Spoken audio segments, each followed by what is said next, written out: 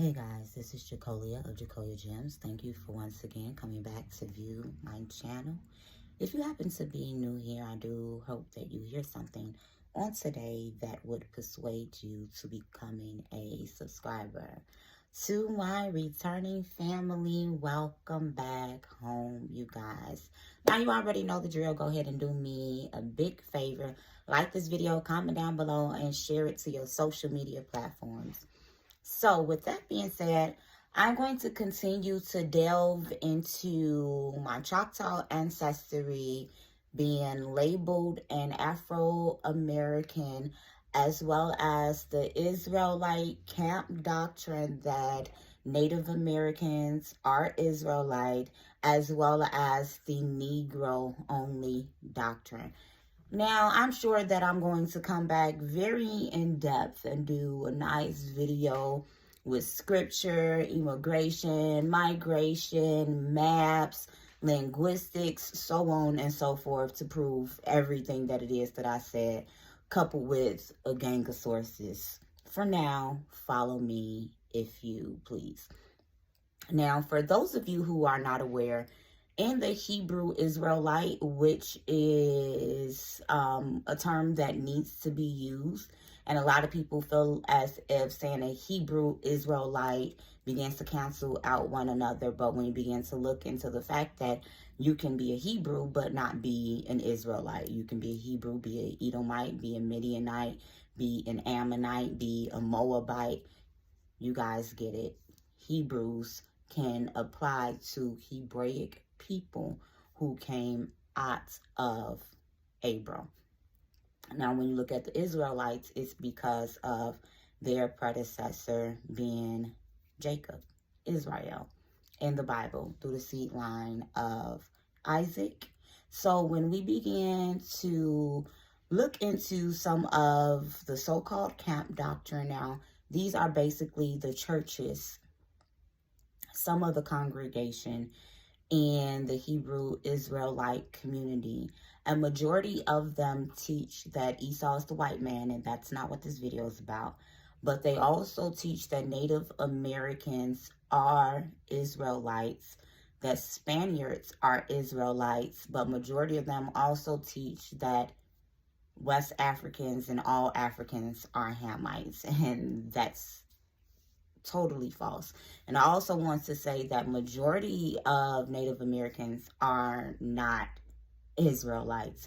I'm still doing my research to see what tribes are actually Israelites. I have found a great number of Edomite, Hebraic tribes, and I believe that would be the civilized five. We have your Samoans, your Creek, your Choctaw, your Choctaw, Choctaw, and I'm forgetting one more. So when we begin to look at the majority of Native Americans, we will be able to prove based on history that some of them were Phoenician, some of them were Babylonian, some of them were Egyptian, some of them were Canaanite. Then you have some small conglomerates that actually would be labeled as Israelites, according to some research that people have done. I'm not going to name those tribes because, as I just stated, I'm still researching. When we begin to look at the Negro Only doctrine, that becomes very problematic because we also have to line up curses.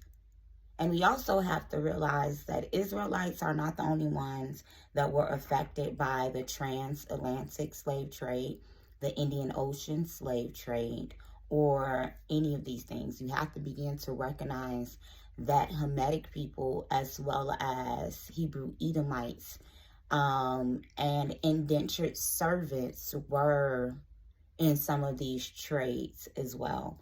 So when we began to dig deep into quote-unquote Native American, and some people say Indian history of the Americas, we should be able to find without a shadow of a doubt that these people group were actually placed on ships and sent into the Caribbean, sent into Britain, and some even sent into Africa, then sent back from Britain into the West Indies, into New York, That's where a lot of these ships came back into.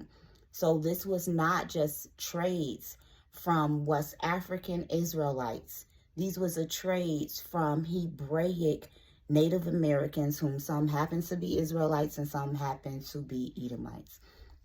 When I began to look into my ancestors, my great-great-great-grandfather, who I was kind of holding off on, like, is this him? You know, I don't know. The oral history on the side of the family isn't as easy to access. His name was John Willis, and he actually had a Choctaw Native American name that I do not want to butcher. So when I was looking into John Willis, and they had him located in Mississippi, and up on his demise, he was in Sharkey, Mississippi. And that's where my queen mother, my George's Nana, was born, in a house in Sharkey, Mississippi. So the Willises lived on an Indian reservation in Sharkey, Mississippi. He began to show up on the census, I want to say around like 1847, in early 1800s, mid 1800s. He began to show up on the Native American or the Indian census. And because he was of lighter complexion, they allowed him to have his ancestry go back, as well as because he had a Native American name, ancestors living on the reservation. And when I talk about the other side of my family, I'm going to tell you why I mentioned the complexion, because it's very important to know that some of our ancestors who could pass more so for African, who are actually Choctaw or Chickasaw, Civilized 5 Native Americans, or Indians, they were reclassified as African American. I've told y'all that before. But it's also important to know that some Native Americans were reclassified as mulatto first and then colored. We also see this with some of the indentured servants, which is what I wanted to talk about.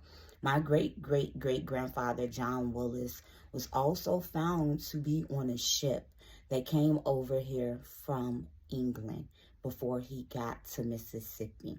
And when he got to Mississippi, they naturalized his citizenship. This is lined up with history, and I'm going to drop some videos down below of some people who have done research on this. They brought him from England to New York, from New York into Mississippi, which lines up with the triangle that was being produced between the Native Americans being sold and the Africans being sold. Also on this ship were some indentured servants. I'm going to make another video about one of my ancestors, Annie Holiday, and how she looked and what she was classified as. It's very important to know that when Europeans are being talked about, a lot of time in these instances, they're talking about people who were black and brown at their core, Sephardic Jews or Moors.